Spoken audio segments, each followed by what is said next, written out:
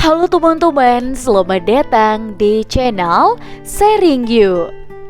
Cerita rakyat Sangkuriang adalah salah satu legenda yang berawal dari Jawa Barat. Cerita rakyat ini berkaitan dengan legenda Tangkuban Perahu, salah satu gunung berapi aktif di Jawa Barat. Dalam cerita rakyat Sangkuriang, sosok Sangkuriang dipercaya sebagai penyebab utama munculnya Gunung Tangkuban Perahu. Kisah ini menceritakan kegagalan seorang pria bernama Sangkuriang untuk meminang seorang wanita bernama Dayang Sumbi. Pada zaman dahulu, tersebutlah kisah seorang puteri raja di Jawa Barat bernama Dayang Sumbi. Dia mempunyai seorang anak laki-laki yang diberi nama Sangkuriang. Anak tersebut sangat gemar berburu. Dia berburu dengan ditemani oleh Tumang, anjing kesayangan istana.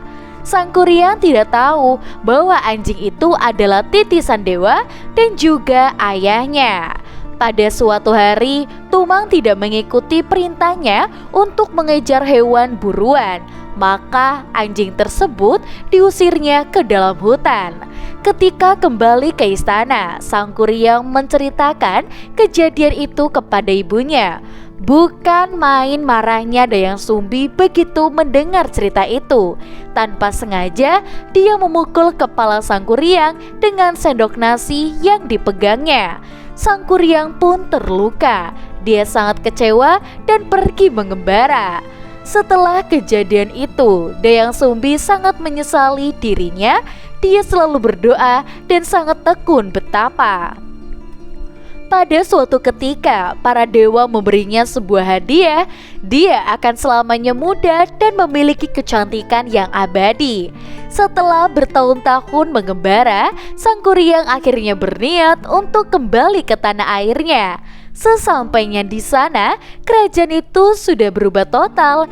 Di sana dijumpainya seorang gadis jelita yang tak lain adalah Dayang Sumbi. Terpesona oleh kecantikan wanita tersebut, maka Sangkuriang melamarnya. Oleh karena pemuda itu sangat tampan, Dayang Sumbi pun sangat terpesona kepadanya. Pada suatu hari, Sangkuriang minta pamit untuk berburu. Dia minta tolong Dayang Sumbi untuk merapikan ikat kepalanya. Alangkah terkejutnya Dayang Sumbi ketika melihat bekas luka di kepala calon suaminya. Luka itu persis seperti luka anaknya yang telah pergi merantau.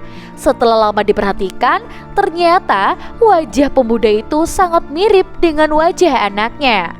Dia menjadi sangat ketakutan, maka kemudian dia mencari upaya untuk menggagalkan lamaran Sangkuriang. Dia mengajukan dua buah syarat. Pertama, dia meminta pemuda itu untuk membendung sungai Citarum. Yang kedua, dia minta Sangkuriang untuk membuat sebuah sampan yang besar untuk menyeberang sungai itu. Kedua syarat itu harus sudah dipenuhi sebelum fajar menyingsing. Malam itu, Sangkuriang melakukan tapa. Dengan kesaktiannya, dia mengerahkan makhluk-makhluk goib untuk membantu menyelesaikan pekerjaan itu. Dayang Sumbi pun diam-diam mengintip pekerjaan tersebut. Begitu pekerjaan itu hampir selesai, Dayang Sumbi memerintahkan pasukannya untuk menggelar kain sutra merah di sebelah timur kota. Ketika menyaksikan warna memerah di timur kota, Sangkuriang mengira hari sudah selesai. Dia pun menghentikan pekerjaannya. Dia sangat marah, oleh karena itu berarti dia tidak dapat memenuhi syarat yang diminta Dayang Sumbi. Dengan kekuatannya, dia menjebol bendungan yang dibuatnya. Terjadilah banjir besar yang melanda seluruh kota. Dia pun kemudian menendang perahu besar yang dibuatnya. Perahu itu melayang dan juga jatuh menjadi sebuah gunung di bagian utara kota Bandung sekarang yang bernama Tangkuban Perahu. Untuk teman-teman di rumah, jangan lupa untuk like, komen, dan juga subscribe.